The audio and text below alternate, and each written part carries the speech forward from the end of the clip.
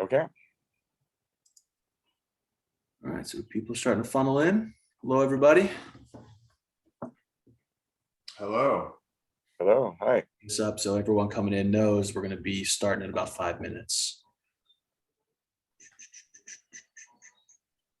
We should have like some hold music or something like that. That would be nice. A little slow. Some slow jam. I think you can actually, with Zoom, you can pipe in audio now. So we should cue something up next time. You know what? The next one we're doing it. We're going to have some nice elevator music. Right. Like some Yanni or something. We can put laugh tracks in. So when we make jokes, people laugh. Some Yo-Yo Ma. Ooh, I like it. I like it. That should be a poll question to the audience. Yeah. If What's you your favorite elevator music? Just give them some options, you know? We can do that. We've got, we have the poll here. Yeah. I don't know that one, Alex, unfortunately.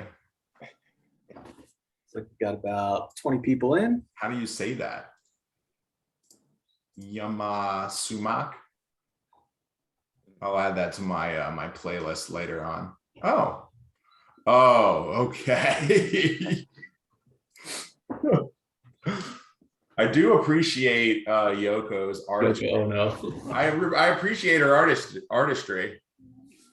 There's also a really funny clip out there on the internet, and I think it's like Chuck Berry is performing with Paul McCartney or something like that, and she just like starts singing and he kind of like pushes her out of the way or something like that. Oh man, how dare he treat Yoko that way? Does he know who she is? He knows now, that's for sure. All right, we got about 20 people or so joined. Everybody welcome. Feel free to weigh in on the elevator music debate here. We're really looking for some good tracks to use in the next one. We're going to get started about 11:05. So if you want to grab a coffee, grab a drink, grab a snack, feel free to go do that. And we'll get started the 5 after the hour here. Good morning. Morning. Morning. It's good. We already got some good chat coming from the group. It's a lively audience here. Right. That's what I was going to say. We got to fill 2 minutes worth of airtime. That's it. Idle conversation. Uh-oh. Good morning from SoCal. Yeah, where's everyone from? That's brilliant. Where are all of you from? Southern California. I'm from Boston, Massachusetts. I say that, but that's actually factually inaccurate. I'm from Chelsea, Massachusetts, but no one knows where that is. So I just say Boston. And actually, I'm really from Baltimore, but I always question like when I'm supposed to say I'm from Boston or I'm supposed to say I'm from Baltimore because I moved almost 4 years ago. So at some stage, I'll stop telling people I'm from Baltimore, I guess.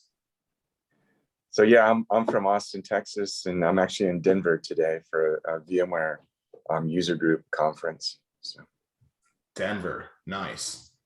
Yeah.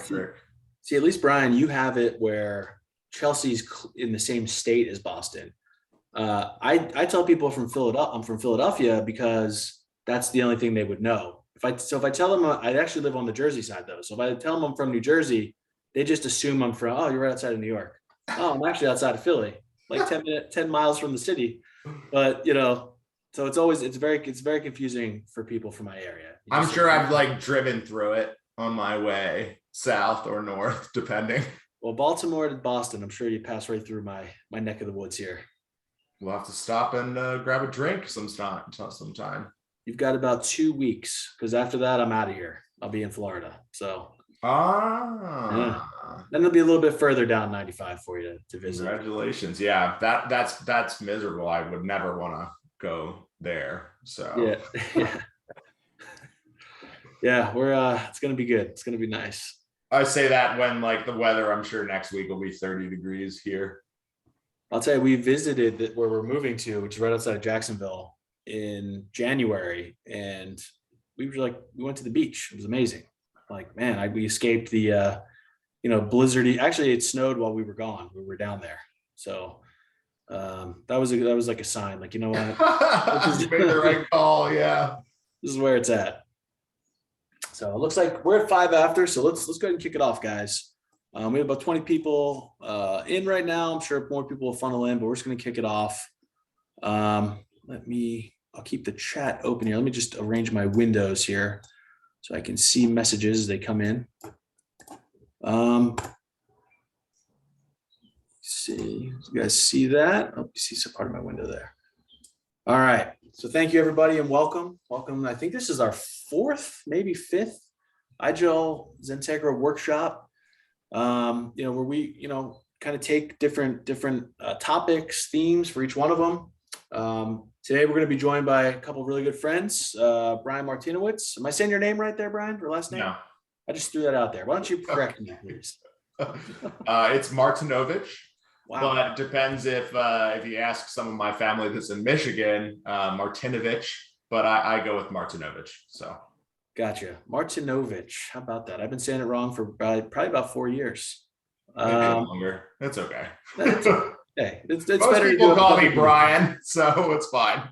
It's better to just go for it on a workshop with, Right. Publicly. So, as my wife knows, that's my game there. Anyway, so Brian's going to be with us from LoginSSI, and of course we have Ron from IGEL as well, and we'll do some formal introductions in a minute here. But thank you guys for joining. And today we're going to be, as always, talking about IGEL, talking about why you might want to consider IGEL in your organization. Talk about the technology, but also highlight one of IGEL's partnerships. IGEL is the program called IGEL Ready.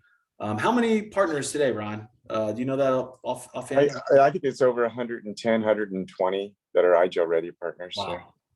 So yeah, you can go to igel.com/ready and take a look at all those partners. It's a great ecosystem. You talk about hardware vendors, software vendors like LoginSSI, different companies that give you metrics, all kinds of different stuff on there. So it's nice. It's all baked into IGEL's software stack.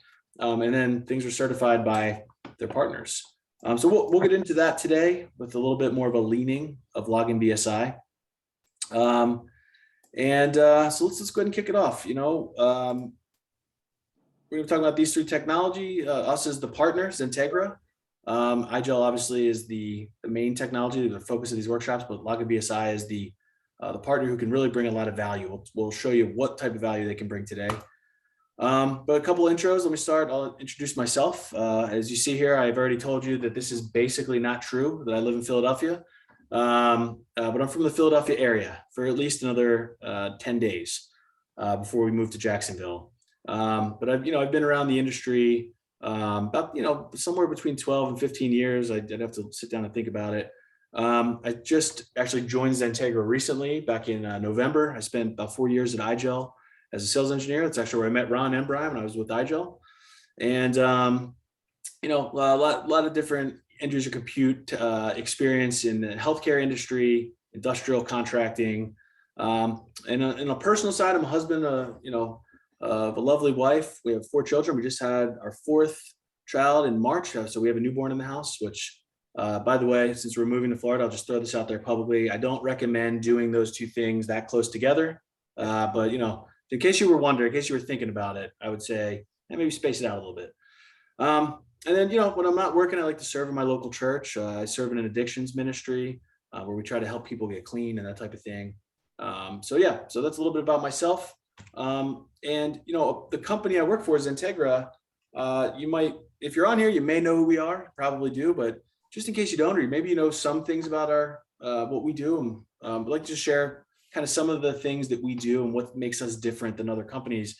Really what made XenTegra appealing and attractive to me to come over from IGEL, just kind of highlight some of those things. So I'll start out with a quote here. This is from our founder, Andy Whiteside, who's, I'm sure a lot of people, if you've been around XenTegra, you probably know Andy personally. And if you don't, I'm sure he would love to meet you. And, but Andy actually was working for Citrix back in the day as a sales engineer. And he kind of realized, like, there isn't there aren't really partners that are truly committed to partnership out there in the ecosystem. This is his quote: "XenTegra was born out of a need for customer enablement and true partnership." And, I can say, and I'm sure anyone in this space knows, that most partners out there are mostly transactional. You might be interested in something like an IGEL or LoginSSI or Citrix. And if they sell through partners through the channel, a lot of times partners can be just, they show up when it's time to cut a PO. Oh, you need to do a transaction? Yeah, we can handle that. And our approach is a lot different. Andy, we were born out of this idea of true partnership. And, some of the ways that we differentiate ourselves, let me see, my clicker is not going. Let's see, here we go. Is we first of all, we stay hyper-focused, right? We focus on end user compute and the digital workspace. So that's really what we live and breathe day to day. So the technologies we're talking about, the technologies like Citrix and VMware and the VDI space, of course, Microsoft and AWS have great DaaS offerings, and everything that touches that, things like LoginSSI, things, we did one with Liquidware, partner technologies that will help you get data and get you metrics. Of course, IGEL, the solution that we would recommend if you're looking to connect to these things, Citrix and VMware. We live and breathe these. We use them day to day as a company. We work through Citrix, we work through IGEL. We use these technologies, and we live and breathe them. And we're hyper focused. So we're not, it's that whole idea of not boiling the ocean. We're not focused on 40, 50 technologies. We're really hyper focused on these ones. And some of the things that we do as well is, we obviously will transact. We'll be your reseller, but we have a whole services organization. We can do things like MSP, managed services for you. But ultimately, we're here to help you get a great solution, right? That's really what true partnership looks like. And we want to make sure whatever your business objectives are, we want to come alongside you. We have everything from managed services with these technologies up to we'll completely host it for you and run it for you if you want to outsource it. So we kind of fall everywhere from reseller to just all the way up to, hey, we'll actually run your Citrix environment, do all the patching. We'll be your first line of support if you want actual level 2, level 3 engineers before you hit kind of a vendor support, which might be a little like a level 1 engineer. That's what we do. So some other things we do to differentiate ourselves, things that really, frankly, probably how Brian and I have met in the past was probably, I know for sure a few of them were XenTegra events. We actually presented a few XenTegra events back in the day. You don't remember, Patrick? Come on, that's not right. I remember some of, it's amazing. You met at a customer site in New York. I don't know if that's where we met. We may have met, but anyway, that's we definitely did do that for sure. And also the lobster event up in Maine, which was fantastic. But I don't think we definitely have known each other by then. I wish they would bring that event back, actually. I talked about it recently. Oh, did you? You're going to bring it back? Maybe. Maybe we could talk to Andy. We'll take that offline. Maybe Andy would be interested in doing this. But we're huge on events, right? Huge on in-person. And look, the reality is, guys, we've been cooped up for 2 years, right? IGEL, we're going to be highlighting that in the second year, is doing their disrupt events in person, going to, city to city. XenTegra, we've been doing all kinds of different events, professional, hockey games, basketball games. We're doing baseball games now, doing all kinds of different things, just thinking outside the box. So we want to bring people together, get people of like minds together. And, I think that's ultimately where ideas come from. So if you're interested, check out events.XenTegra.com. You can see all the events we're doing, including things like this, our remote events, like our workshops, our webinars, as well as some boot camps we do. And so that I just kind of mentioned these, but if you're interested in what webinars we're doing, these are usually more marketing focused. Kind of if you want to hear like what our partner technologies or what their big picture ideas are.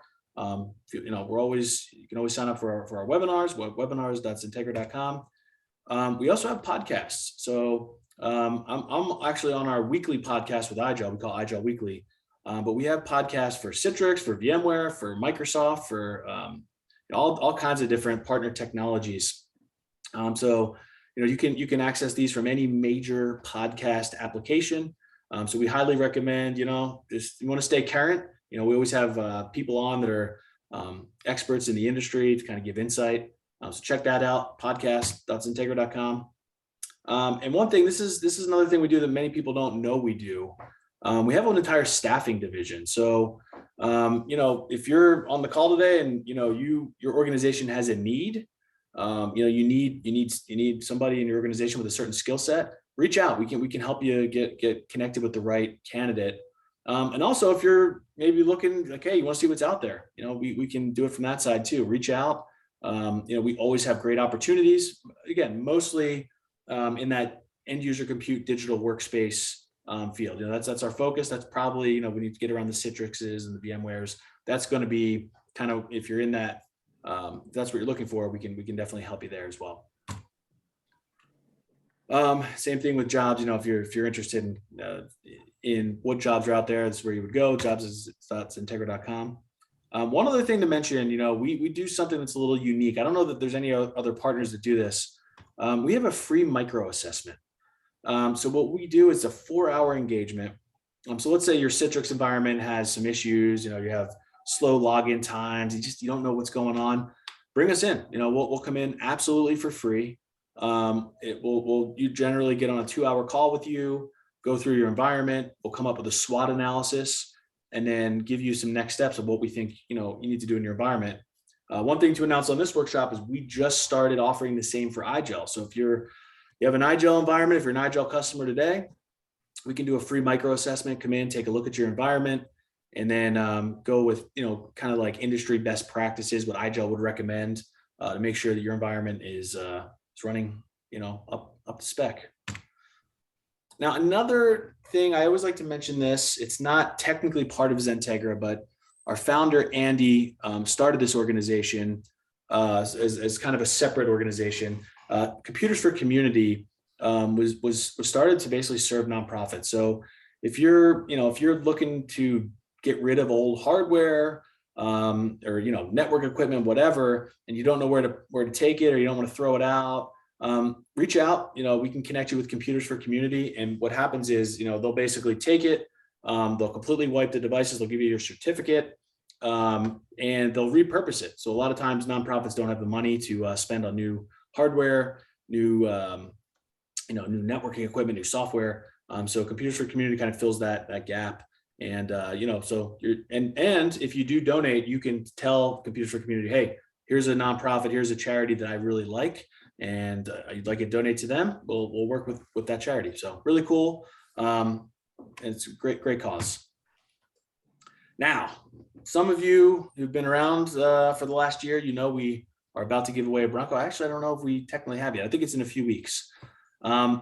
I'd like to announce that we also will be doing it again next year. So we're bringing this back. We're going to be giving away another Bronco. So go ahead to our website, XenTegra.com/Bronco-giveaway. You can sign up, and you got a chance next year. If you didn't win it this year, which is most likely the case, there was only one winner, unless maybe the winner's on. I don't know. You can have another shot at it next year. So that'll be going there. The other thing we're doing, I mentioned Disrupt. I wanted to just highlight this. If you're interested in attending Disrupt, first of all, you can either go to XenTegra's website or IGEL's website. We have all the different dates listed. I'll show them here in a second. Go ahead and register. If you go to XenTegra.com, it's right on the front page. You can register to win a travel package. And we'll take care of you. We'll get you tickets. We'll get you there. It's really, really cool. So go ahead and register. We'll have 5 winners on June the 20th, and there'll be 2 drawings that day. So yeah, please, register if you're interested in going. It might as well be on our dime, not yours. And here's where they're doing it. I know there's been a few that have already been done. Ron, I know you've been to a couple of them. Brian, you might have been at the Boston one. I was there. Right. What do you guys, let's get some feedback, before we move on. How have they been? What would you say to somebody who's thinking about maybe attending, why they might want to attend, that type of thing? Well, for selfish purposes, I'll say to see me. I did. I presented at the Boston one. It was a great crowd, very interactive. Margaritas at the end, which was great because it was on Cinco de Mayo. Good energy, lots of updates and information. So it was exciting. It was so exciting. In fact, I'll actually be in Pittsburgh for the one in Pittsburgh. speaking, and I will be in New York as well, and maybe even any of these other locations, but I know those for certain. Very cool. Very cool. Now, Ron, how about you? Have you have any plans to be in any of these?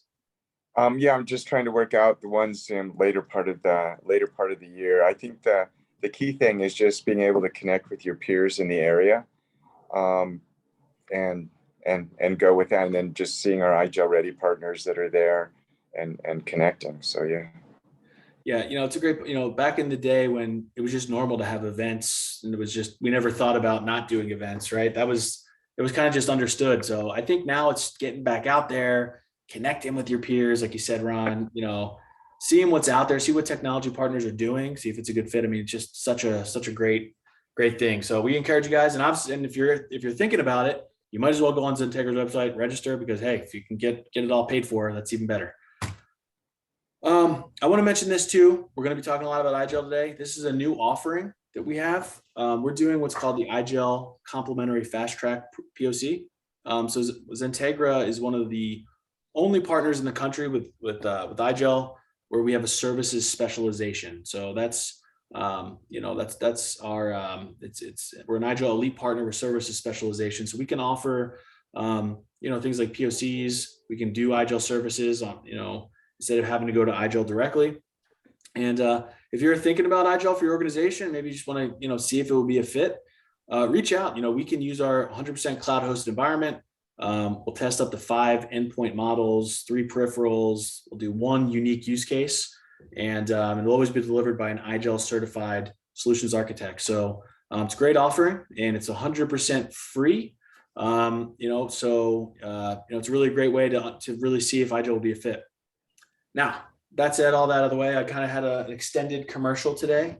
I'm going to go ahead and do some quick introductions here from our 2 friends. We're going to start. I mean, we did kind of basic introductions, but, Ron is joining us from IGEL, and, Ron's from Austin, Texas, tons of end user computer experience. The guy is just, such a wealth of information with EUC technologies. I like to say Ron is the godfather of the IGEL custom partition store. He's got, I think you may know custom partitions better than anyone else that I know. So, Ron, if you want to say a few words, I'll turn it over to you for a minute.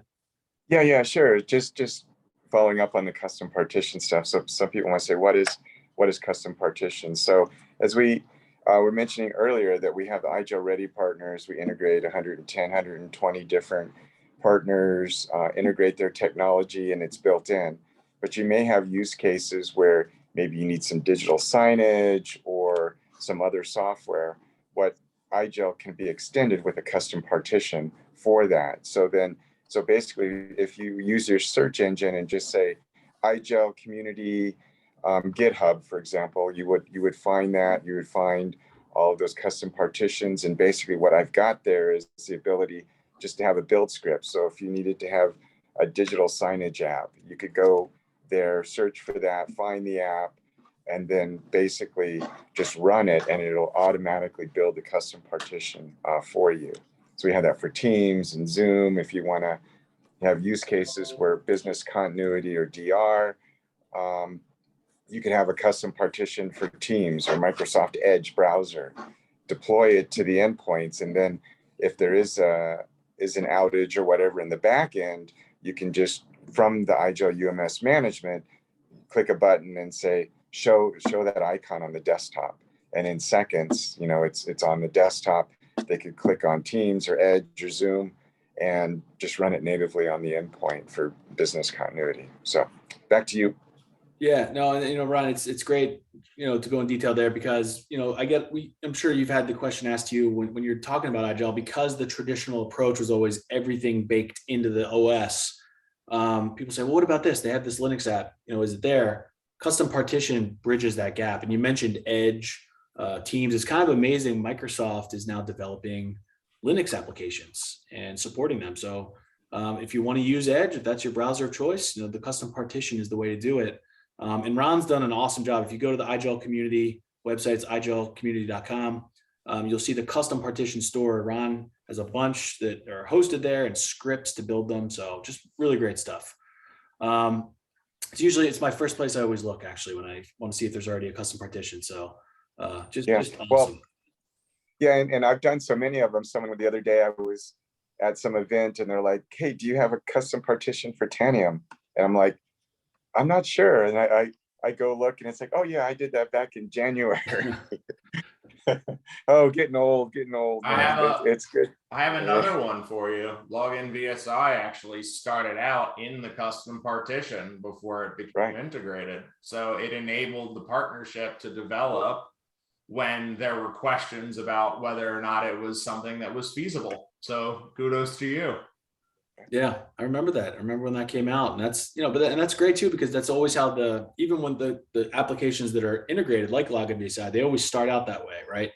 The great thing about Login VSI is you don't need it. It's already baked in, and we'll talk about that here shortly. And actually, it's a nice segue. That's a good time to introduce Brian. So I'll go ahead and click the slide here. But just because you don't need it doesn't mean that it's not important. That's true. That's true. So Brian, I'll go ahead and turn it over to you if you want to introduce yourself. So I'm Brian. Clearly, I have slightly more hair than the picture that Patrick has of me. We went over this at the jump on the call, but I do live in Boston, but actually I live in Chelsea. Originally from Baltimore. I've been in the EUC IT consultancy space for 20 years. I know that seems maybe like a long time for someone of my relative age, but I started out when I was in high school, actually. I graduated by my sophomore year, so I was enabled to do a work study program. And I told them I wanted to be in software development.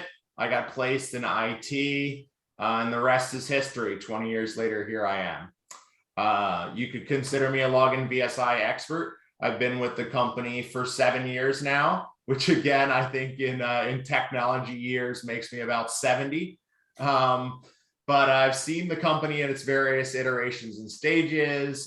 We had an idea about how to improve end user experience 10 years ago. And through the good graces and trust in our partnerships, technology companies like IGEL, integration companies like XenTegra, we're able to continue to grow and realize our vision. So we're super grateful for that. I'm a blogger. I put storyteller on my my LinkedIn. Sometimes it rubs people the wrong way, but what I like to say is any great people in history are good at telling stories. So I too aspire to be a person of that nature. So here I am today in front of all of you, really excited to talk about the technology. So thanks for having me. Yeah, thanks, Brian. Well, I think with that, we can turn it over to you, and kind of go through, what Login VSI is and why people on the call might want to consider it and show it to them. But now, one thing I want to share kind of on that front, when I first saw Login VSI, when I met you, right, and it was like, wow, it was such a great idea to me what you guys are doing with load testing and automation and that synthetic user approach. I was once part of an organization, I won't name the organization, that they rolled out a major technology version. There was a lot of human testing that went on with it. It took months. Now, there was a lot of different people involved with the testing, and when they went live with it, there was major issues. There was actually a major outage. The company was unable to bill their customers, and it resulted in tens of millions of dollars in loss. And that's a true story. And it really, when I saw Login VSI, I thought right away, I was like, if that company had Login VSI and they used their technology ahead of the go live, this all could have been avoided. That company would have saved tens of millions of dollars. It was 100% avoidable if they would have known that Login VSI was out there. So I've always been a fan. I've really enjoyed the technology. But I'll shut up, man. I want to turn it over to you, Brian. No, I mean, that's what I ultimately recognized as well, and sorry to cut you off there, Ron. But yeah, I mean, I was working in the field and someone said to me that this technology existed. They reached out to me on LinkedIn. So if you're not networking on LinkedIn in this day and age, you should be doing that. But they explained to me what the vision was. I knew the marketplace, having worked in the field. Taking calls on weekends when things change and things break. operating in enterprise environments where single mistakes can cost you millions and millions of dollars. And so relative from an economic perspective, what was being asked to spend on our software, the solution was a no-brainer. So I'm excited to really get into it with the folks on the call. Yeah, I think the other thing too is, sometimes people look at what LoginVSI can do and think, oh, it's only for the initial setup. I'm going to convert stuff, move Windows off the desktop. I'm going to move it into the data center or the cloud. Yep. I'm going to convert the endpoints to IGEL. But, and then they use your tools to have kind of a baseline before and after. Right. But that's just the beginning. You have the whole life cycle. All of these, changes from the different software stacks and everything are changing all the time. So if you had a pre-prod QA version, so when you say, hey, the next version of Citrix or VMware, I've got all these other components, you can put all of that in, load test it, make sure everything looks good before you flip the switch into production, right? Right. The baseline, everything that's good to go. So having the right tools makes it very easy for those change windows when you update, because you already know this is what it is. And hey, when we go to this new version of Citrix, for example, maybe we need some more vCPU or some more RAM on the back end. That's exactly to have right. To have the similar load that the prior version gave us, right? So be able to test all of that it's great, so. Yeah, because, computer systems are all ones and zeros at the end of the day. They don't behave unexpectedly. If you design a perfect loop, it will continue to run into perpetuity until something interacts with it. What is that being interacted? It is the change that's taking place. It's that, hey, we want to run Tanium now. Well, okay, that's great technology. But what is that going to do to our ability to do our business like we did before the technology was added? And so obviously there's also that that improvement versus cost factor, right? Like we want to add this in and it's great, but at what cost? If it costs us double to run the same workload, is it worth it? And it's hard to have those conversations. So. Right. But that's usually what I get into. It's like you get the things like on IGEL, we have the IGEL community on Slack, right? And so we have like 8,300 members. A lot of the questions you get in there is like, everything was working great until last night. And my first thing was, well, what changed last night? And stuff like that. So it's just, anyway. Yeah. It's surprising to me that it's still a surprise to people, actually. Yeah. It stopped working. Okay, well, when did it stop working? Well, it stopped working last night. Well, what happened last night? Right. There was maybe a change in the routers or an upgrade to the routers or their network or some back end. It's like, well, check all your change logs from all the different groups, and what happened last night, right? So that is an excellent point you raised there. That's exactly what you said. Check for your individual groups, right? If I'm managing my own individual network, I control my router, I control my system, I control all the hardware associated with it. If you're talking about large scale enterprise, you have groups. Now you have the telephone blame game going on. Networking, what did you do? Security, what did you do? Infrastructure, what did you do? Cloud team, what did you do? And then you have the application ownership teams. And a lot of these companies have hundreds, if not thousands and thousands of applications they're supporting on all these systems. It's like quicksand underneath of your feet. Yeah. That's why we need data, right? We need the data, which LoginVSI can give you and show you that context. But real quick, guys, to kind of just throw this question out there, I'm going to turn it over to Brian here. But as Brian is starting to get his presentation up on the screen, if you guys in the chat, if you want to throw out there, like, if you could just say, hey, not a customer of LoginVSI, or you are a customer, or you never heard of, just so we get an idea of who's here and from a LoginVSI perspective, how much you know about the technology. I think that would be kind of helpful, but I'm going to stop sharing here so you can. I don't recognize any names of any of the attendees. I mean, it's possible, but yeah. it would be really interesting to see if there is a consumer amongst the group, almost like a secret shopper. Yeah, you're right. Looks like so far nobody's a customer. But yeah, I mean, well, that's great. That means we have a great opportunity in front of us. We'll get to introduce a lot of people to something new and exciting. Awesome. And if the technology is working correctly, you can see my screen. Yep. We'll hammer it home one more time. Disrupt on tour. Yours personally. They're going to give me about 45 minutes worth of airtime, which is great. I can keep that nice and interesting. So check your local events. Join us in person, in real life. Uh-oh, something's not working now. So Jack has said he's not a customer yet. So there you go, Brian. Here's your opportunity. Okay, now we're Jack talking, over. Jack. Here we go. Let's get to business. So how do you achieve reliability, consistency, and improve your employee satisfaction? I'm going to tell you about Login VSI a little bit. I've been with it for 7 out of its 10 years of existence. Founded in 2012, a bunch of Dutch people. They're kind of strange as an American, but once you get to know them, they're all right.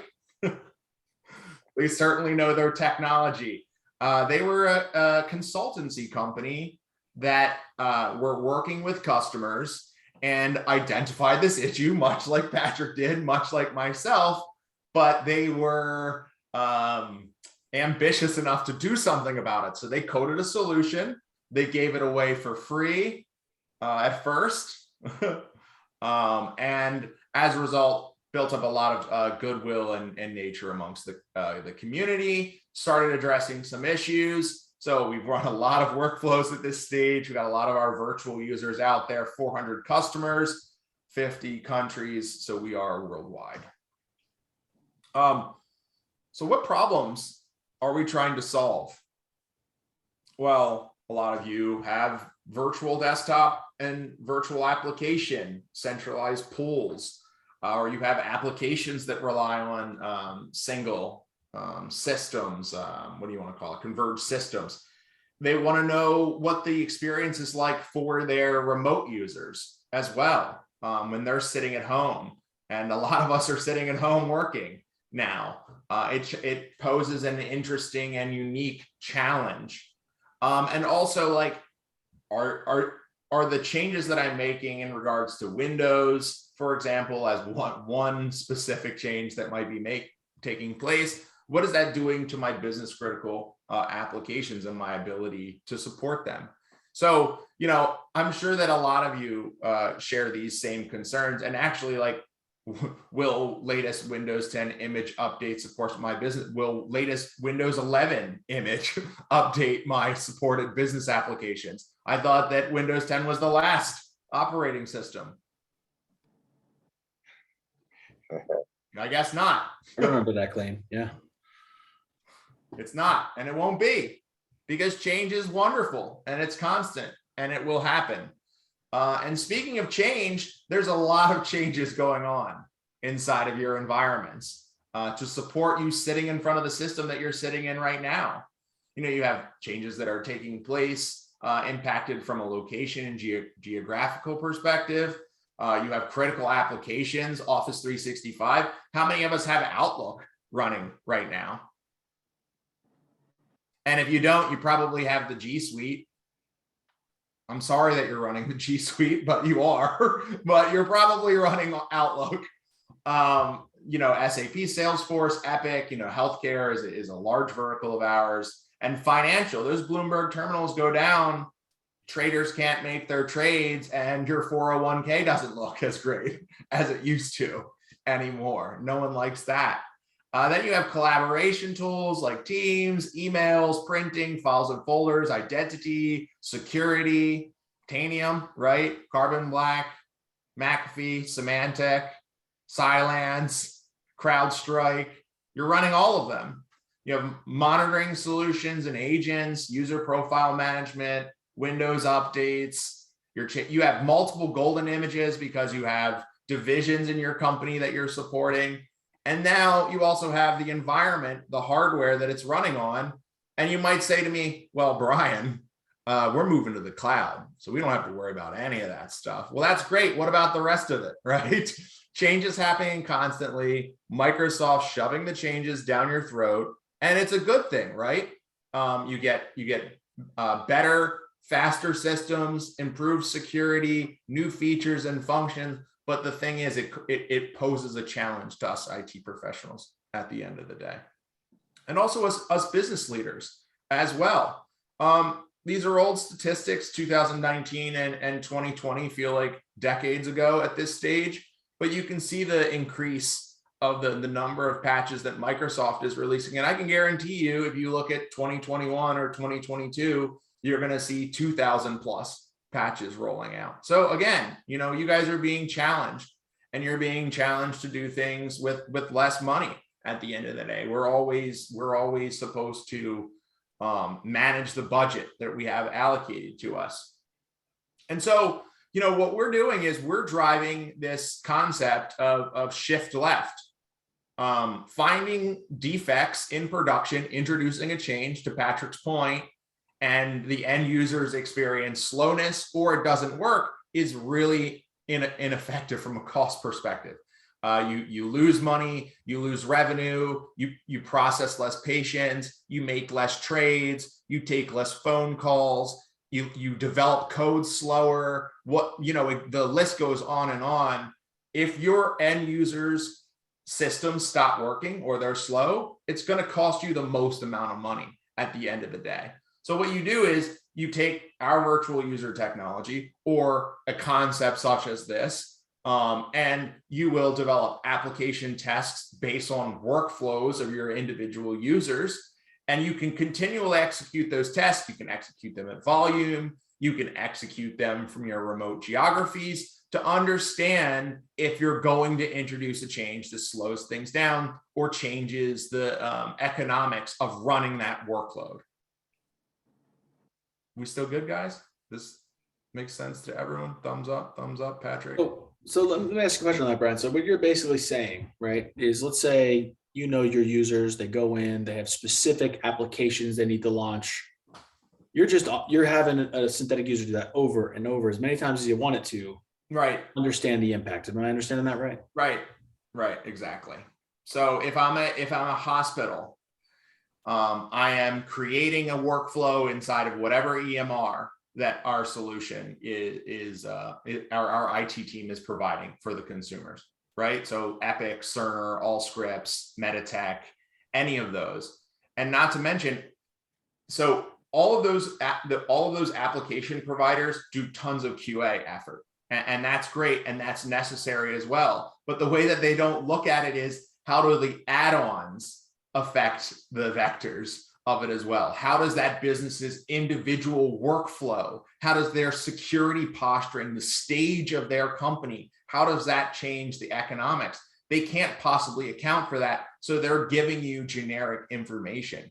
So if you know what your users do, and you can recreate that user in synthetic form, you can continually test that system.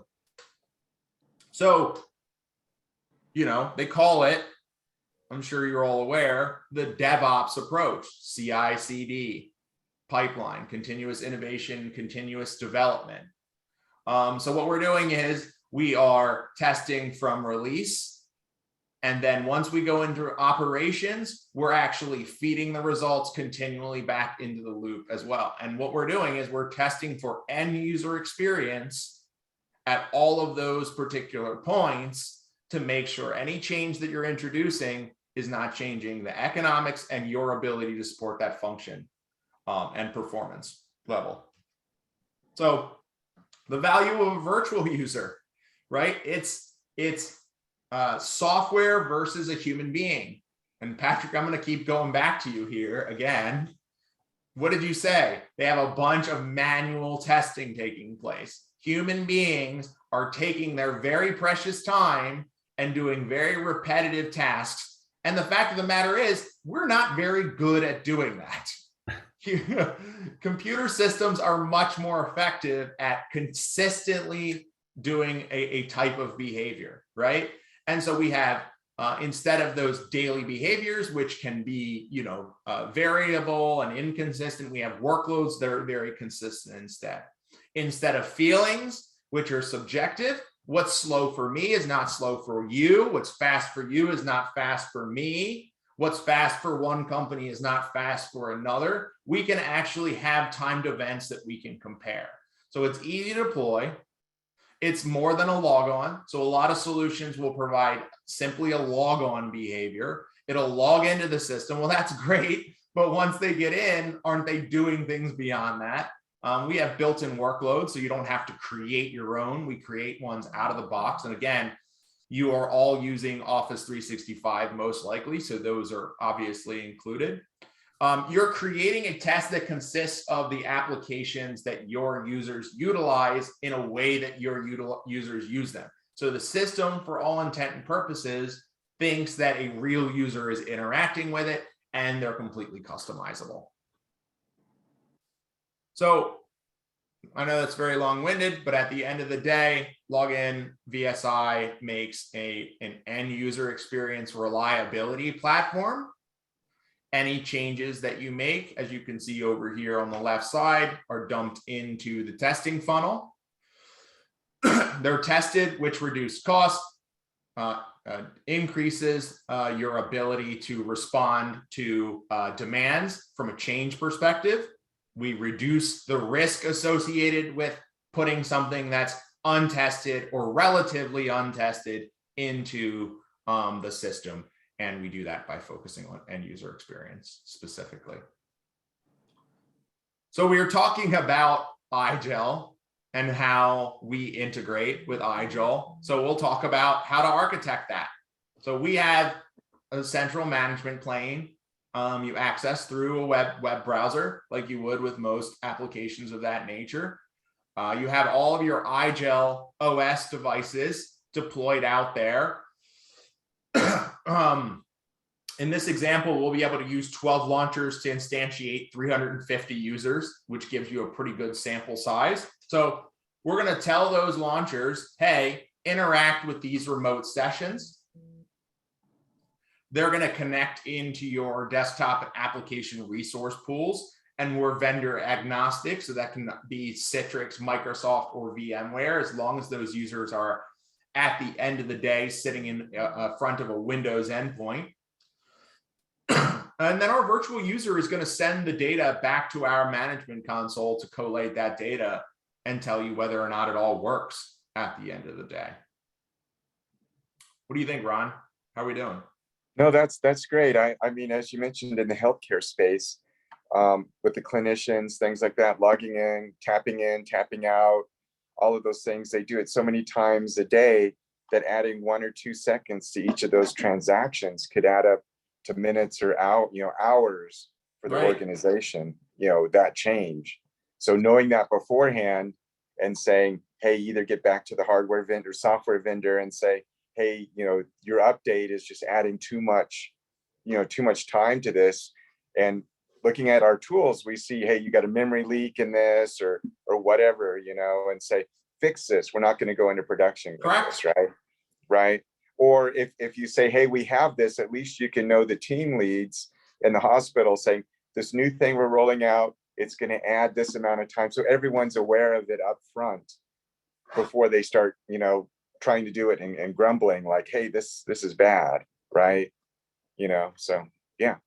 Right. And I've seen situations where software changes and introduce a scenario where that badge in and badge out, that disconnect and that reconnect, you also have to take into account the peripherals, the driver virtualization that's taking place, right? And so now you have, hundreds of thousands of these driver disconnects and reconnects through the course of the day. You have an environment that's 5,000 users. You make a change into your system. All your users log in the next day and boom, nothing works for them. The VDA sessions are hung. The delivery controller sessions are hung. Unless you're testing it through the ways that a user is in the volume that the users are testing it at, there's still a level of uncertainty. Right. He helped you to kind of bridge that gap for sure.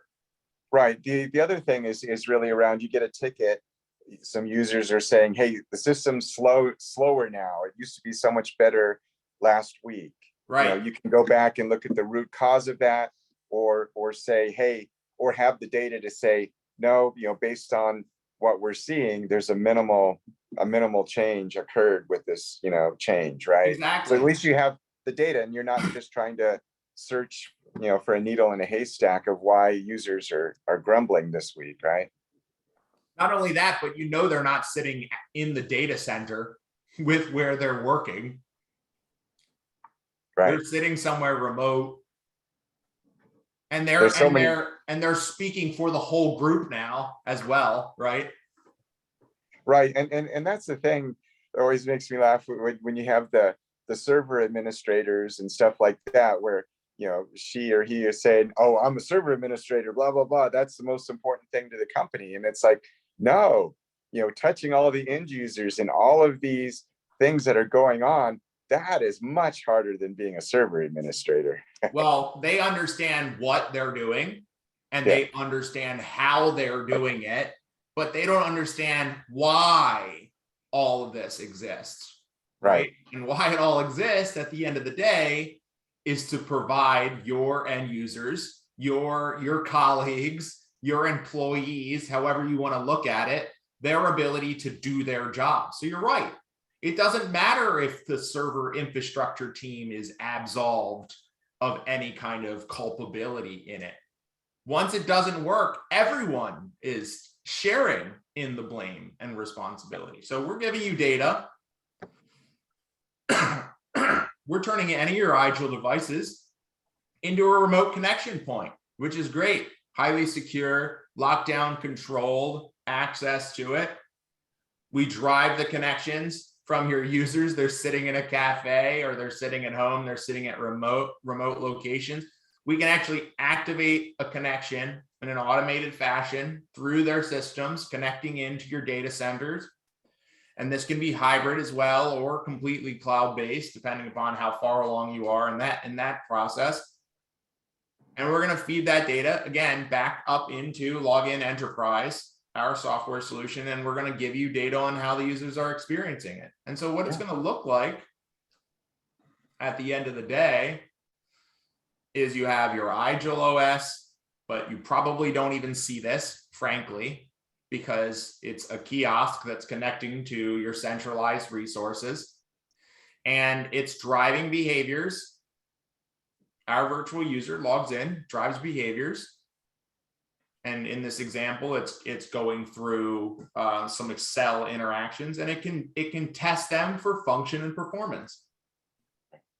So I think the key. Yeah, sorry, go ahead. Oh yeah. I think the key thing there is just think about that. If you're a retail, store or a banking branch, right? To be able to run these items before the store opens up, or the bank, branch opens up, do the testing, and say, oh, if we have an issue, then you can flag and be triaging it before the bank opens in the morning, right? Exactly. As opposed to the bank opens in the morning and everyone's like, oh crap, we can't do anything, and then it's a fire drill.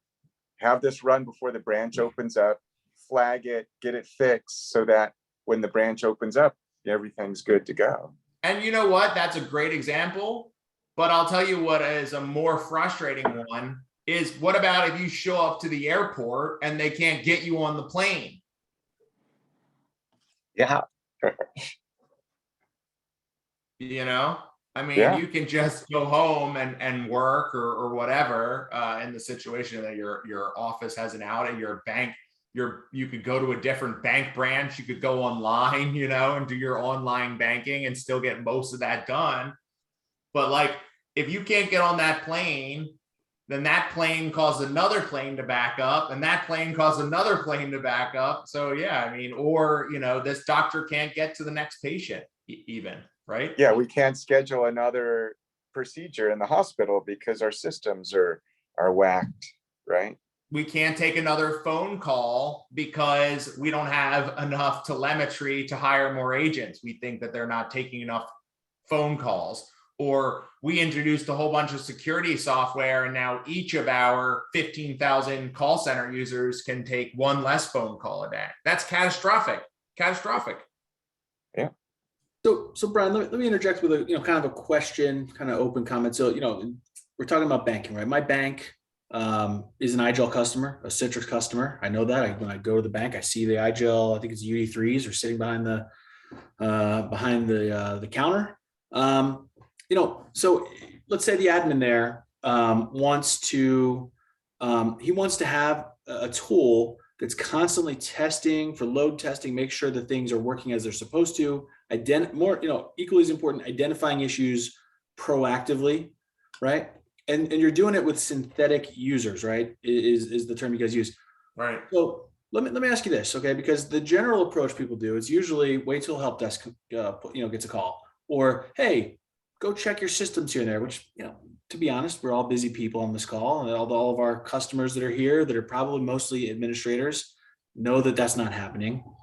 But even in the scenario I gave you earlier, where the company I used to work for, where there was human testing, there was all kinds of errors. So the synthetic user, let me ask you this, Brian, is the synthetic user checking its Facebook while it's going through these tests? Sure.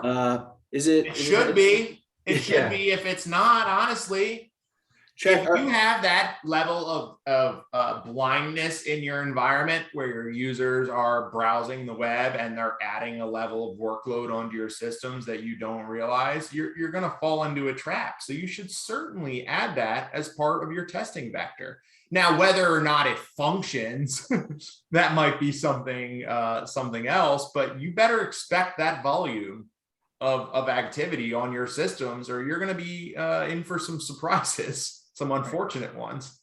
Yeah. Well, if you're relying on human beings to do the testing, you're going to have human error. People are going to be distracted. They're bringing things into the workplace. They have personal things going on. They're thinking about things. They're not. You're always going to have human error. Correct. These synthetic users, the things I love about it, the thing I really love is that you remove all of that. You just it's all logic now. It's going to go through the steps that you've programmed it to do. Obviously you need to understand your user workflows you mentioned, but you totally take that out of the equation. Right. And the other thing is, my whole thing, like when you're talking about custom partitions, it was like, if I have to manually do something more than once, I'm going to script it or automate it. Right.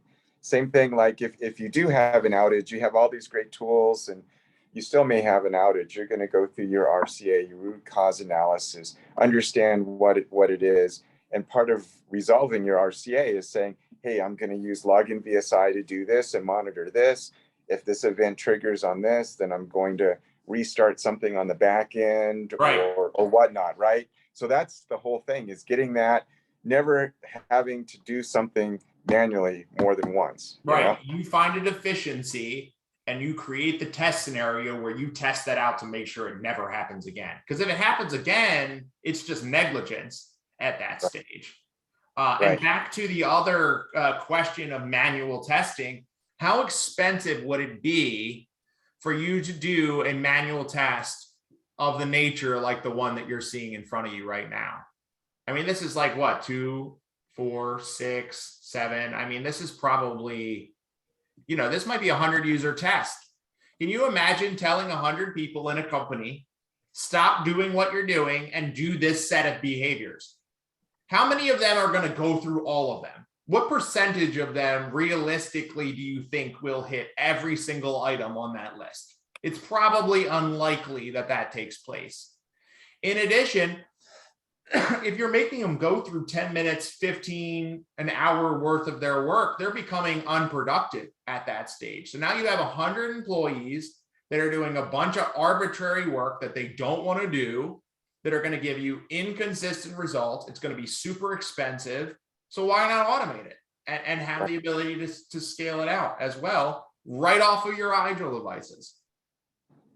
Right. And I think that's the big thing here is all the software vendors now are just doing that CICD, that continuous integration, continuous development, right? Releasing new features and incremental features every couple of weeks or whatever. Usually what you had in traditional VDI in the past was that, hey, you get something set up, and then I'm going to say, hey, I'm on this long-term service branch. I don't have to worry about anything for 18 months. Those days are gone, baby. You got to have these tools. The users are expecting, management is expecting these new features, these new updates, and it's just got to go, and just keep going. So and you in need these tools. in certain instances, people like Microsoft are turning off your ability to stop the updates. Yeah. So what are you going to do? Yeah, think about things with Teams or Zoom, and you need this next version for everything to work, or WebEx, you need this next version.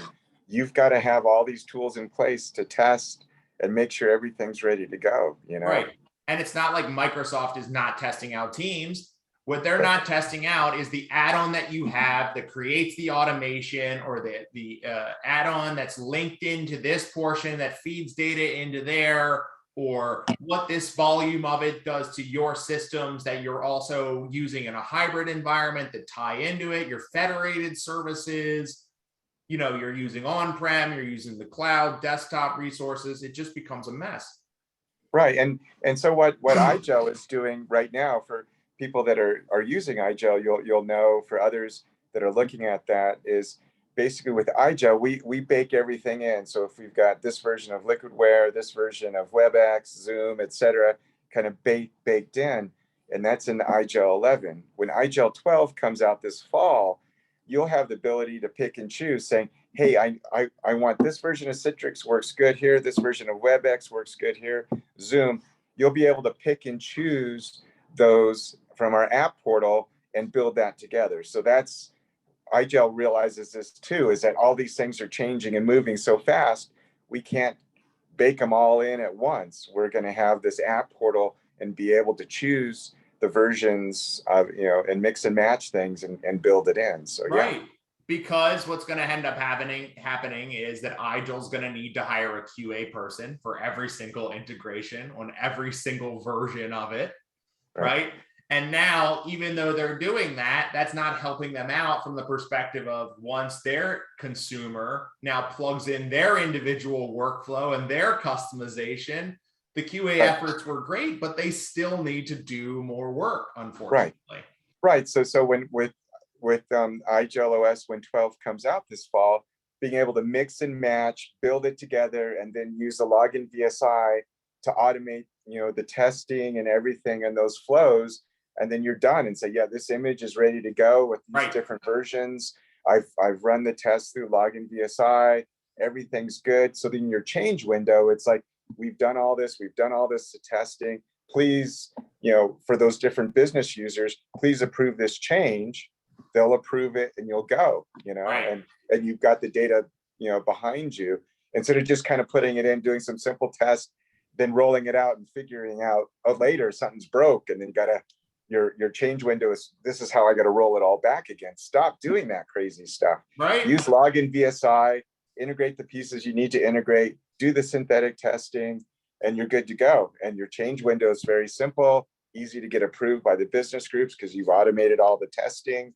It's very simple, right? Yeah, you come up with a report like this, which is like, okay, here's our configuration, here's the test that we wrote, here's the workflow that we're doing, and you can actually see each of the interaction times, how many of those apps failed, what the application performance was like, if you're brokering remotely, if you're using IGEL, as well as any other types of connectivity devices that are out there, so you can have that level of assurance. In addition to that, you can also load test. So, how many users can I get on this piece of hardware? How many users can I get into this VM? Is this instance type on Azure the best for my workflow? And so on. And you can, again, run that same configuration, run it into multiplicity. Is that the right word for it? Multiplicity? That's a movie. Yeah. And you can actually see, like, when does the system max out? How many users can you support on it? What's the overall experience like for those users? And so now, to go back to what I was saying before, from a cost perspective, from a budgetary perspective, you can be like, look, we made this change and we lost our ability to support 20% of our users. It cost us $1 million to support the hardware that we're running. We need $200,000 more. that's a much different conversation than I think that things are going to slow down, or I think that things are going to be faster or better. Like you can actually quantify it. Right. So I think like in the banking, healthcare, I mean, they have some, some contractors or third parties that they use to build applications, right?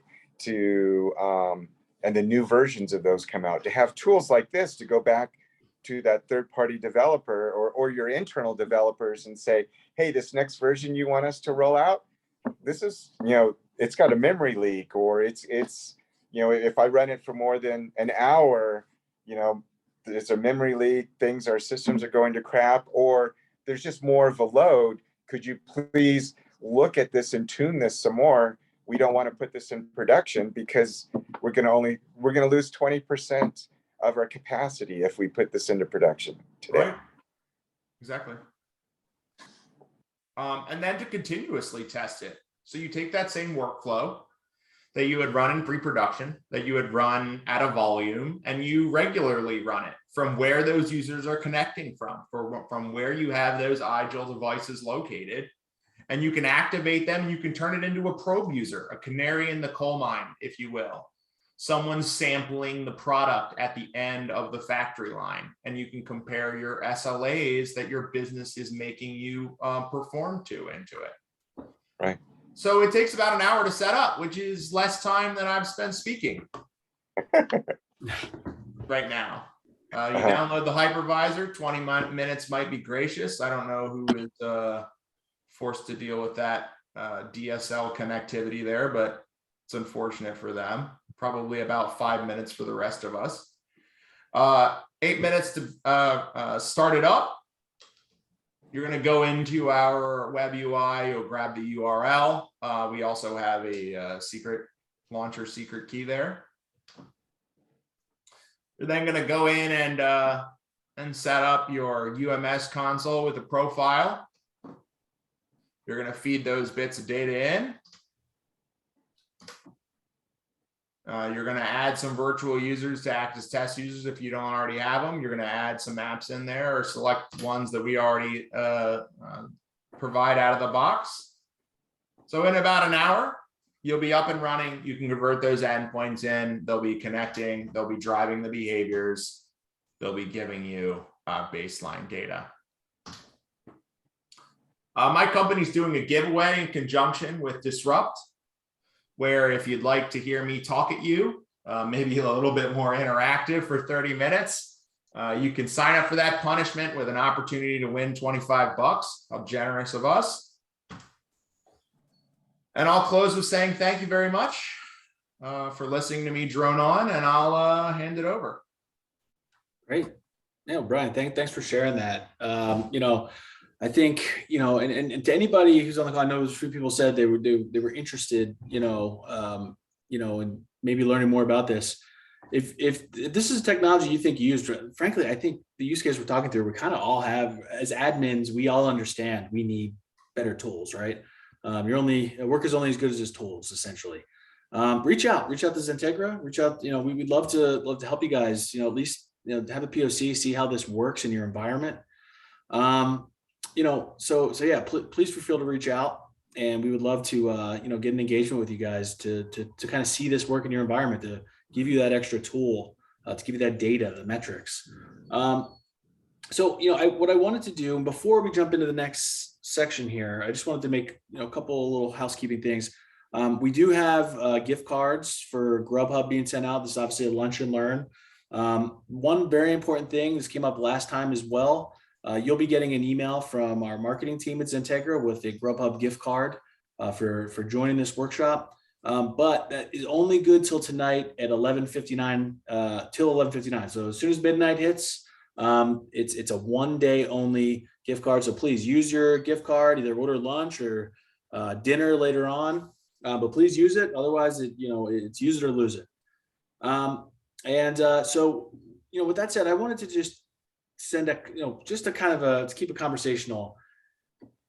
How many people on the call today are IGEL customers? If you could just put in the chat, like, hey, I'm an IGEL customer, or I'm interested in IGEL, or I don't really know what IGEL is, that's why I'm on here. If you could just throw that in there, just so we have an idea, kind of where you guys are as far as your knowledge of IGEL. That would be really, really great if you could throw that in the chat for us.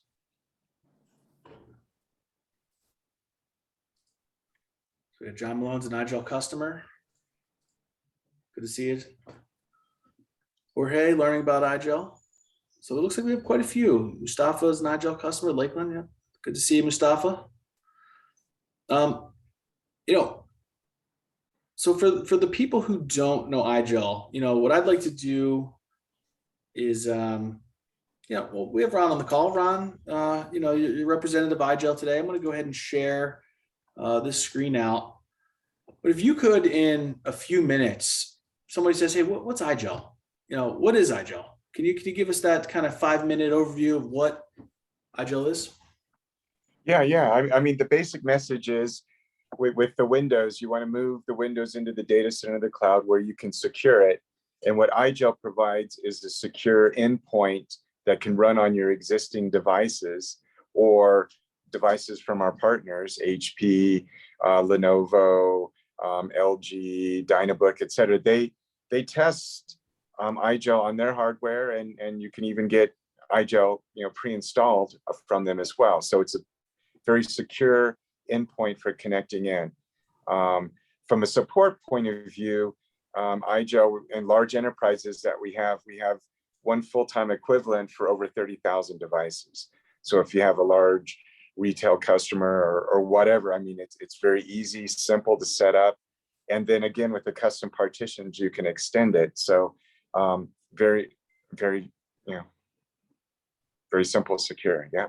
Awesome. Yeah. And I think, Ron, it's interesting, right? Because you mentioned keep Windows in the data center. And I think, when you think about Citrix, Citrix VDI, VMware, we're talking about Citrix Desktop, VMware Horizon, Azure Virtual Desktop, Amazon Workspaces.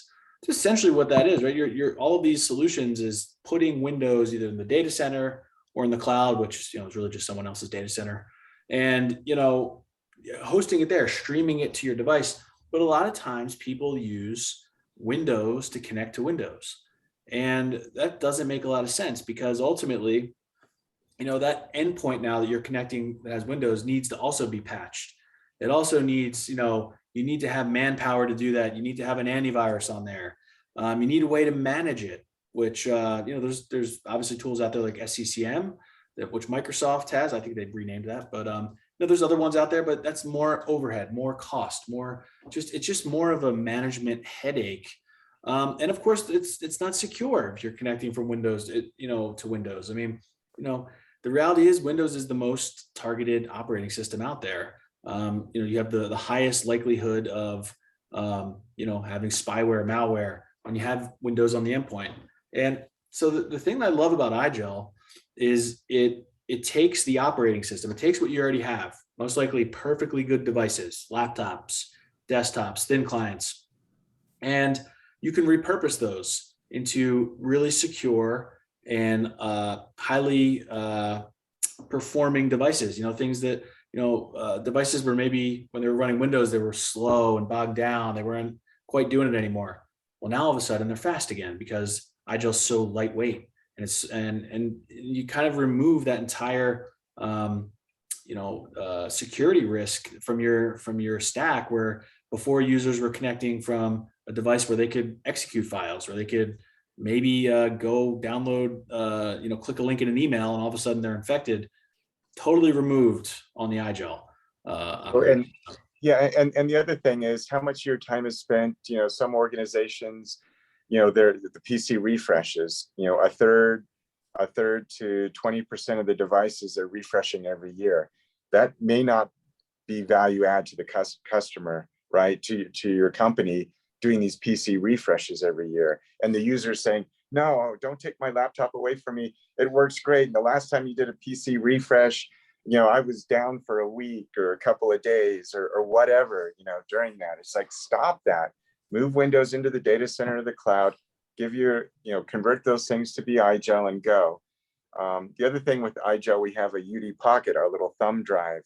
And so we have use cases there where you have summer interns coming in. Just give them a UD Pocket, they plug it into their PC, they connect into the environment. You're not building a laptop for them. or contractors building laptops and getting those back and forth, or just saying, well, I'm doing Citrix or VMware, I'll just let them use whatever device they have. And then what they realize in short fashion is keyloggers, all this other stuff that's on that device, they get compromised or have issues, right? Or even if you say, hey, we're going to let these contractors bring their own device, here, get the Citrix, the web browser, they still may be calling up the help desk then saying, I can't connect, or I'm having issues.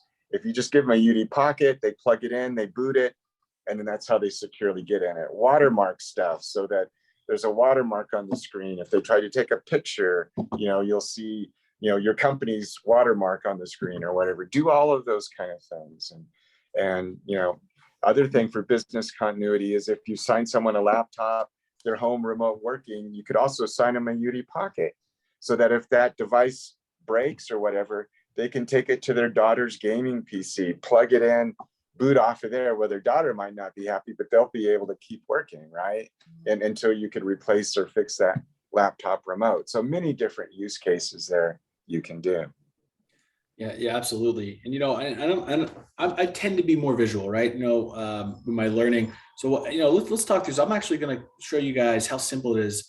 If you want to see IGEL work, you want to actually test it. You have some old hardware laying around. You're like, man, it'd be great to reuse this hardware and connect to Citrix or connect to VMware. Let's talk through really how simple it is. I mean, really, the first thing you need to do is a quick test. Now, I'll say this with a caveat. If you really want to get a POC going, you want to see this really in action, you want to test IGEL, you want to test LoginVSI, reach out to XenTegra. We can get that set up for you. We'll run the POC. We'll get you going on that. But let's say you just want to see it, on your own. Like, hey, let me just check this out. Let me see if it works the way it's supposed to. The first step is really as simple as just going and, going out to IGEL's website. You download what's called the OS Creator, and you download. So the actual link is igel.com/software-downloads, and you go to the website. You go to what's called OS 11. Now, Ron did mention we have OS 12 coming out. IGEL does in the future here, but today we're on OS 11, and just go ahead and download the latest version of the OS. One thing to note. You can install IGEL OS on any device that's x86, has an x86 processor and 2 gigs of RAM, 2 gigs of hard drive space. So that's pretty much any desktop, laptop, thin client that's out there within the last 5 to 7 years. Sometimes I'd say 10 years or more. For sure. Thin clients maybe 10. Yeah. The laptops, desktops definitely 10. And so, it's as simple as downloading a file. I won't show you that here. We don't have to watch paint dry. But, when you download the file, you get a little zip file, you unpack it. There is a little utility in the OSC file called the preparestick.exe utility. So we do recommend that, you can use it. One thing to note is you might have an issue with antivirus, is what we've seen in the field. You also see there's an ISO file in there. So those are kind of some of the things that are in there. So you can run that prepare stick utility, plug in a thumb drive, and hit start writing, and it'll just create a bootable media for you. So you can go ahead and do that. The other thing you can do with the ISO image, for example, is and we've got it documented on the IGEL community on Slack, but basically you could take the ISO and spin up a VMware hypervisor or VirtualBox VM and install it in there and just run it on your PC or Mac, right? And test it virtually as well. Absolutely, and we'll see that here in a second. I'm going to use a VirtualBox VM. I also like to plug this one. I like Rufus personally as a bootable media creation. Works really, really well with IGEL. There's one caveat, and just so you know, is when you hit start, you want to make sure you select DD image mode. That's very important if you're going to use Rufus. But Rufus is a tool. It's a well-known tool that's out there, for creating bootable media. And you can just take the ISO file out of that OSC creator and write that image. And once you have the image, right? Once you have that image, it's really simple. We'll show you here what doing it with VirtualBox, but as Ron mentioned, VMware supported. if you want to use whatever virtual infrastructure you want to use. I personally love VirtualBox because it's free and works really well. So you can't go wrong there. But yeah, I mean, if you want to just boot to that ISO, this is what it looks like. Spin it up. There's a couple different options, but generally you want to pick that top one, standard installation. And this, what you're seeing here, just so we're clear, we're doing it on VirtualBox, but this is the same whether you're doing a laptop, desktop, thin client, a virtual machine. It's the same exact operating system, and it's the same exact process to convert. So everything you see here in VirtualBox, it would be the same as if you were converting one of your physical endpoints. So once it's booted up, it'll prompt you, say, hey, go ahead and select your language. Go ahead and do that. Hit OK. And it'll boot into it. Now, there's a couple of things here. We're not going to get into the different settings for time. I had a license on my device. There's a lot of customization we could do here. Generally speaking, if this is the first time you're installing it, you don't have to worry about anything other than that button at the bottom that says install firmware. You'll see there's a target drive listed, which is my virtual hard drive at the top. It says target drive. Once you have that, make sure that you have the right hard drive selected. You can just go ahead and install, and it's just going to kick that off. And I think the other thing is what I do, actually all the work I do in my labs and all my testing, I just do with the 90-day eval demo license full featured. So everything I do just for my labs and all of my work, I just do it the 90-day. And just like cattle, if it expires, I just shoot it, Sorry, I'm from Texas, It's not a pet, Sorry. We're going to apologize to all of the people that vegetarians. I apologize. Yeah, we're getting real controversial on the webinar here today. Yeah, sorry. No worries, right? Now, just to be clear, it's not that fast of an install.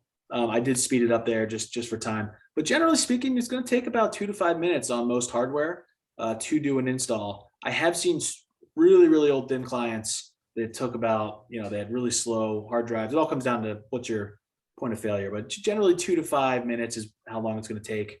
The OS is only 2 gigs. Now, once you're booted into it, we kind of next through these welcome slides here.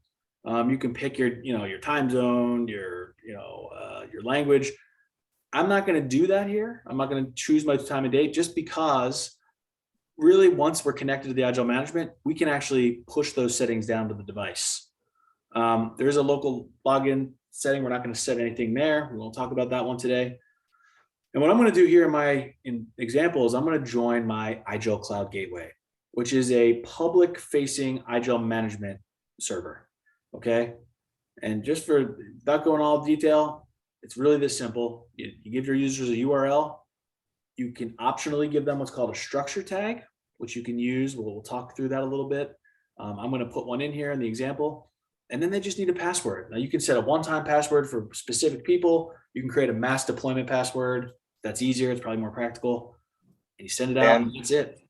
Yeah, and then the basic plug, this is IGEL 11. So in the fall, when IGEL 12 comes out, that kind of stuff right there, all you're going to do is just type in, the user's just going to type in their email address, and then it's going to figure out everything else on the back end. So that'll be coming in the IGEL 12 this fall.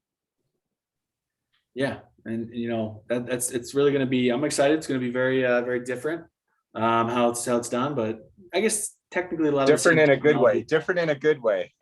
Oh, yeah, just simpler. absolutely. Yeah, all the users should know their email address, right? So that'll be. That tends to be common knowledge. Yeah. Now you'll see here, because I joined the Cloud Gateway, my device is just automatically, I used a structure tag. What the structure tag did was it put my device in a specific directory. We'll show you that in a second here. So what that really means is I'm just going to get all of the configurations that my admin sent to me. So in this example, I get a Citrix workspace app. I'm able to launch Citrix as the user. So all I do is plug in a few things. Now I can launch Citrix, and I'm off and running. I'm ready to work. So I have a secure OS on my endpoint. I can go in. There's 2 browsers baked into IGEL today, Firefox and Chromium. In this instance, I sent Chromium down to the user. They launch, obviously the XenTegra website comes up.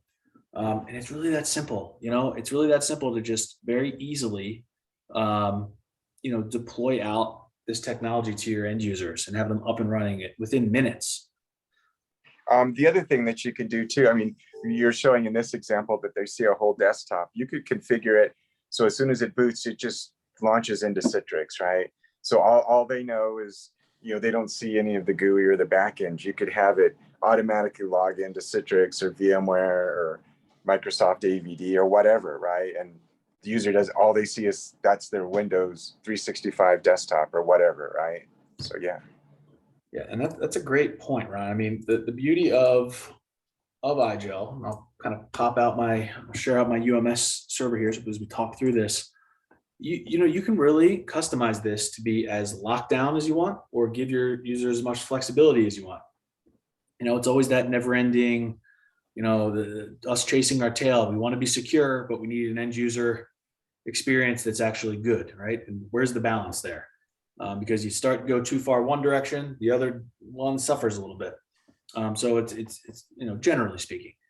So we want to make sure, we're all gonna have different things that we need there. You guys see my UMS screen right now? So make sure I'm yes.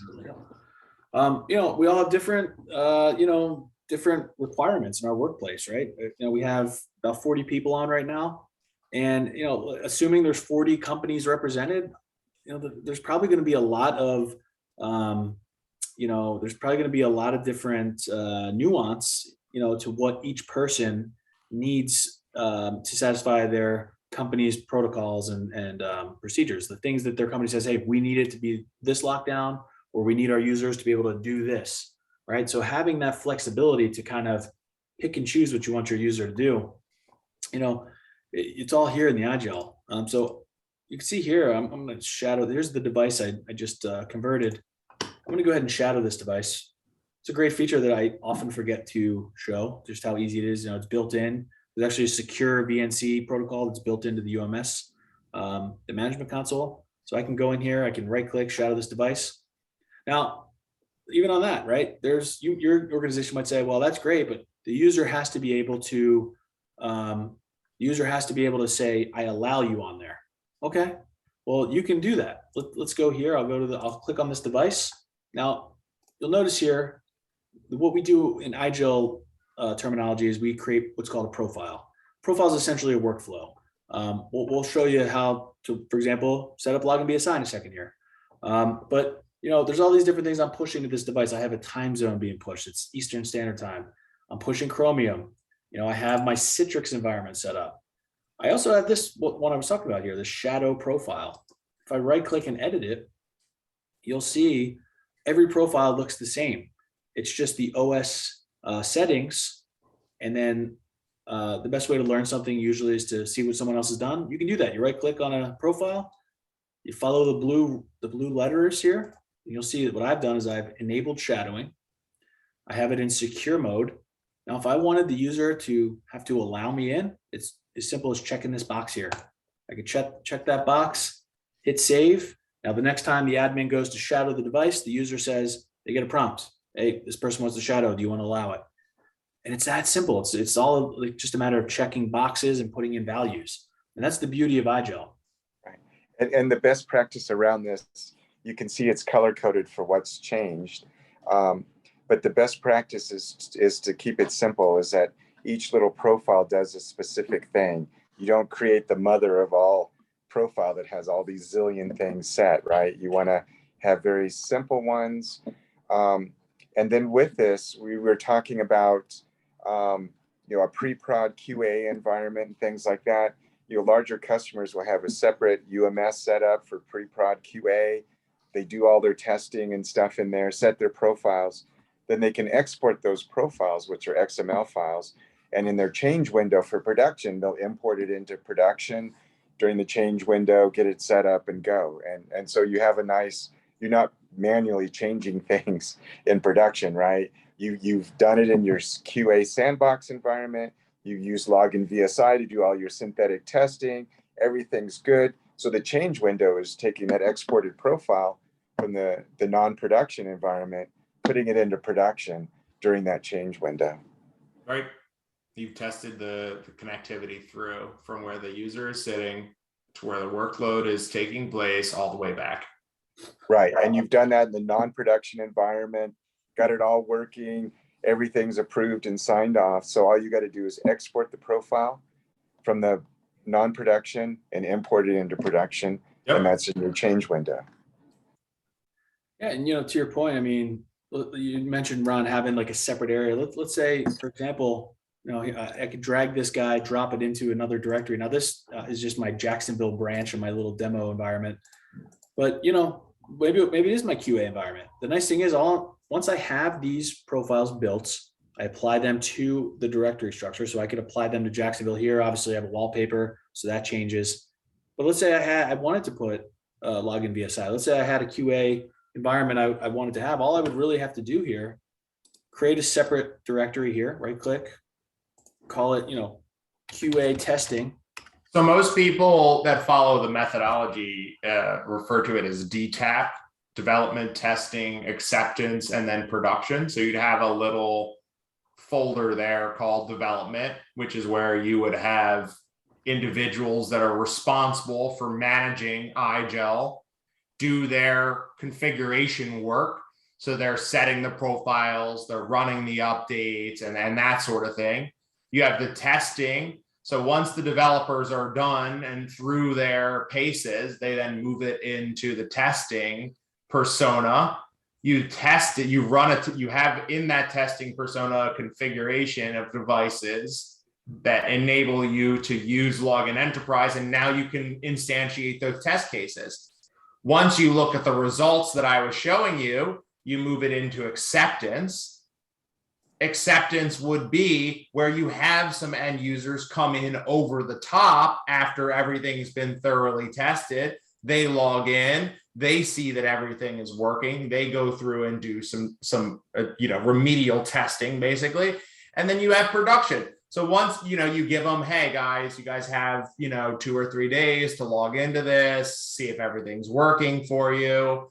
Once that's done, you just move it into production and that's your whole change process. Right. Exactly. Yes. Right. That's it. It's really that simple. And the beauty here, right, is from an IGEL perspective. Well, let's back up a little bit. So we talked about Login VSI. We talked about what it can do as far as going through these processes of development, testing, acceptance, production. Let's talk about how easy it is to set it up here on the IGEL. Well, the other thing, while you're setting that up, the other thing, just real quick, sorry, was that with the IGEL and the UMS, you have the role-based access control, right? So you could have some admins within this that have access to the pre-prod test kind of folders or whatever, right? But they don't have the ability to change anything in production, right? Right. Right. That's the key here too. It's not the Wild West in here. You would set up the role-based access control for the people that's doing the testing and all of that stuff, but there's only a certain person or persons that can move something into a production environment. Right. And how much better do you feel moving it into the production environment if they come to you with these test results that show you how the users are experiencing their apps and their desktops? Right. Exactly. Yeah. Absolutely. And that's a huge part. There's a whole huge point you just mentioned there, Ron. Sometimes when you show this, you're thinking like, I don't want all my people to see this. I don't want my help desk users necessarily to be able to do QA testing. So right. The beauty of UMS is you can completely lock this down for certain users, create more, again, it's all from, it's all done from here. It's done with like Ron mentioned, it's what's called, user access control, setting up permissions, setting up user roles in the UMS. But let's say you wanted to set up Login Enterprise, right? Login VSI. We created a profile ahead of this, and I'll just show it to you really how simple this is. The enterprise agent's already, the Login Enterprise agent already lives on your IGEL device. Yeah. Sorry, Ron. No more custom partition for you, sir. Yeah. That's fine. That's fine. Where you're going to find it is under this accessories area and down here under Login Enterprise. Now, there's basically 2 things you need, and you get this out of your Login VSI web console. you need the server URL, and you need your secret key, right? And that's it. Plug it in here, save it, and now you actually have the ability to connect. Now, it's not quite it. The other component here is you have to tell the device to launch the Login Enterprise agent and when to launch it. So we recommend, one of the great ways to do it is with a job. Now, a job in IGEL technology is a way to automate things. So you'll see I have a few jobs here. This one, for example, is for nightly reboots. If I wanted my devices every single night, all the devices in my environment. Let's say I'm managing 1,000 devices in a a retail type environment where people leave, and those devices are probably going to stay on. Well, I don't know about you, Patrick, but I certainly don't want my device rebooting at 9 p.m. Yeah, well, I guess it depends. It depends what time your store closes. But yes, to your point, probably not. You might want to do more of a realistic time frame. And the beauty is, right, you can edit that. I can go in here and I can edit that time. I could go in and say, you know what? 2 a.m. sounds nice. I'll do 23:30. I'm probably not working at 2 a.m. I hope not. I try not to, but that does happen from time to time. And I can set these jobs. Again, there's all kinds of different things I can do here with them. Let me hit finish here. We'll go ahead and save it. It's not applied to anything. Accidentally executed against the group it's applied to. Yeah, exactly. I can do this in this environment, but you might want to be careful in a production environment. But just to see, I'll create a quick one called test. There's all different types of things I can do with these jobs. I can tell my devices to do firmware updates. I can tell them to do shutdowns, reboots, tell them to suspend. I can do wake up calls if you have wake on LAN enabled, update on boot, on and on and on, right? All these different settings. Now, the one that we are talking about today is this one here, Start Login Enterprise Launcher. I thought Ron had he talked about financial or banking, having a device that is set to at a certain time before the bank opens, automatically launch the Login Enterprise agent and automatically run through testing. Well, you can set that up here. You can set that up with the job. I can tell it, hey, I know the bank opens, they're working banker's hours, so they're probably open at about 9 or 10. So maybe I want to do. Hey, let's not give the bankers a bad rap here. I know they're up early. Well, listen, the tellers and the rest are working banker's hours. I know my admin friends at the banks are not working banker's hours. Certainly not. But let's say you want to do it at 7 in the morning. That you can set that right here, and then say, hey, I want this to start. We'll say tomorrow. We're going to start this thing tomorrow morning. On the 18th. And then in the next area, now there's a couple things to note here. There's different options that maybe don't apply here, but max threads is where I can tell it how many, let's say I was sending a job update command out to 1,000 devices. If I only want to do 100 at a time, I would set this to 100. It's that simple. Now there's other options here, right? I can have this set as a one-time job, or I can say, you know what? I want this done every single day. Monday through Friday. I was going to say, no need to run it on the weekends. That's a good point. We'll do Monday, Tuesday, Wednesday, Thursday, Friday. And also, I think they closed the branch at 3 o'clock Friday, so we can turn it off after. That's perfect. We can do the reboots at 5 p.m. on Friday, so we'll make sure. So now that we've offended all of our banker customers on the call, we'll. And it's that simple, right? I can set this job. Now it's going to allow me, if I hit next here, I can apply this to certain directories. So branches, I might say, you know what? Let's say QA, we'll go with testing. I can set that job to testing. So now any device that lives in this testing directory has this job applied to it. So if I take my device and I say, you know what, this is my test device. Let me drop it down into testing, boom. Say take effect now or next reboot, doesn't matter. I'll say now. That device tomorrow morning at 7 a.m., Login Enterprise is going to kick off. And that video that Brian showed earlier, it's going to start running through the processes. Maybe I want it to launch into Citrix and automatically throw Excel up and do a bunch of entries and then throw up, a teller type of program that you may use. And, on and on, you can kind of program it to do what you need to do. But from an IGEL perspective, it's really simple. It's all built in, and it takes a couple of little steps to just set your time. And now we're ready to go. tomorrow morning, this thing's going to run through its stages. We're hearing that one of the things that our customers are struggling with is collaboration software specifically. So applications like Teams or Slack, they traditionally haven't been centrally located. But if you're providing the applications, you want to provide all the applications. Now you're providing collaborative apps as well. And it poses a unique challenge because now you have audio and video as elements of this combined workload. So got to test these things. Yeah, absolutely. Well, I'm doing a time check. I see we're kind of getting towards the end, and we haven't really done a lot of Q&A. So I think it's probably a good place to pause. I want to throw it out there. Do we have any questions, anything that maybe we didn't talk about that you're curious about? By all means, put it in the chat, and we'll kind of talk through that for the remaining time here. And hopefully, if it's a question IGEL related, we can just show it to you. Any questions? I too have a demo environment. That is correct. We could show you on the login VSI side or on the IGEL side. So anything you guys want to see, questions around either of these two solutions, we'll give you guys a minute here and let those come in. I actually see we have a question. It says, can any device be used as an IGEL device?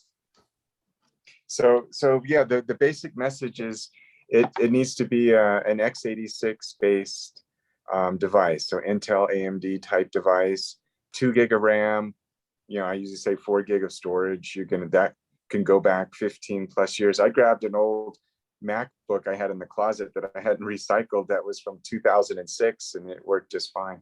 The disk drive was bad and the battery had expanded to a very concerning state, but I could plug a UD Pocket into it and boot it and it worked just fine. So well, yeah, and probably the one thing to know too, Ron, is the OS has gotten a little bit bigger over the years, right? But the one thing we didn't walk through when we did the OS creator portion is you can actually, so IGEL has a modular operating system, which means it creates all these different partitions on your hard drive, one for every application, for Login VSI, for Citrix, for VMware, for every AVD. They all have their own partition. So what you can do if you have a device that meets all the spec except for hard drive, on your install, you can actually turn a lot of those features off and save on hard drive space. It actually shrinks down the image, which is a great feature. I'll give one more. This is a good point. Someone wanted to know if the testing can actually be used for optimization. And the answer is yes. I didn't really cover it too much, just kind of talk generically about change. But oftentimes we find that in testing things for the first time, we find inefficiencies that are in the configuration. So it's not uncommon for us to find, 20, 30% excess hardware and resources. And then the other really interesting thing is in this new cloud first world that we kind of have nowadays is we're no longer making 3-year purchasing decisions. And sometimes we're making purchasing decisions on a minute by minute basis.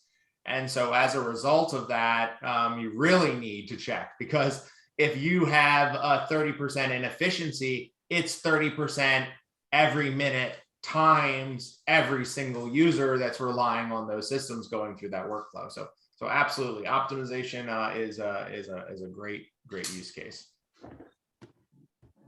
Awesome. Anything else? Any other questions, guys? Thoughts, questions, feedback? Feel free to throw it in the chat. We can talk through it.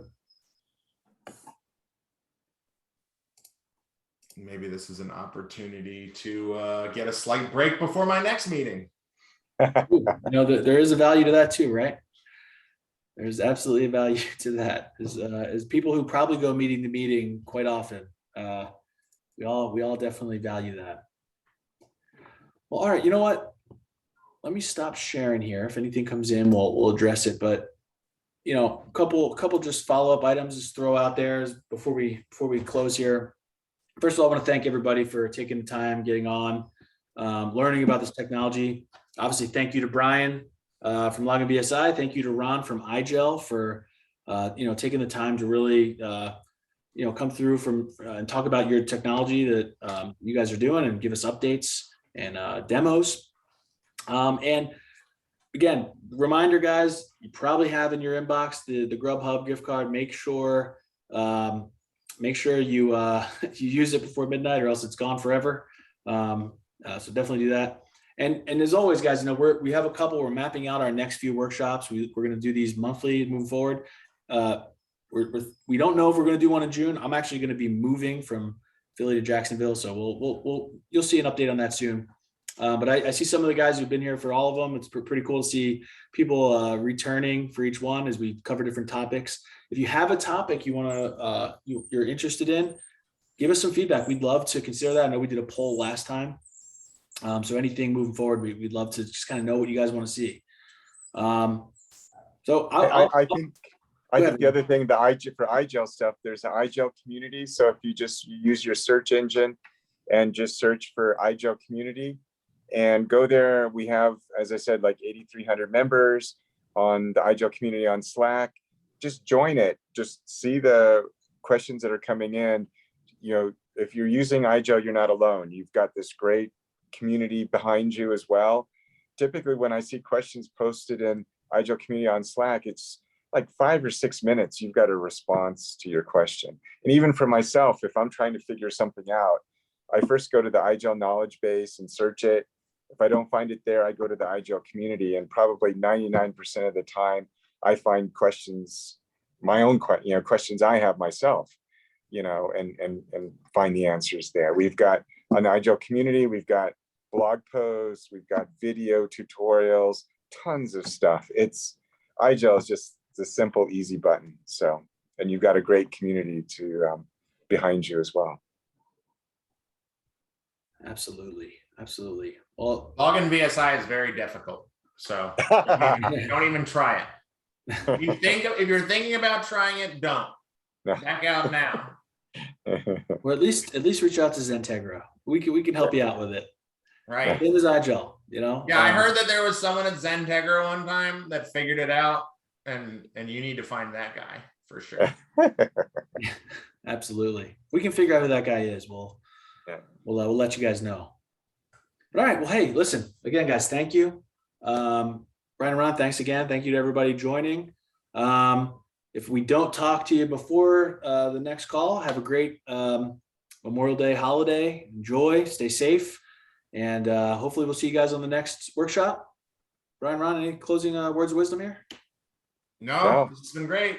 Thanks, guys, gals, right. everybody. Everybody. Thank Bye. you. Bye.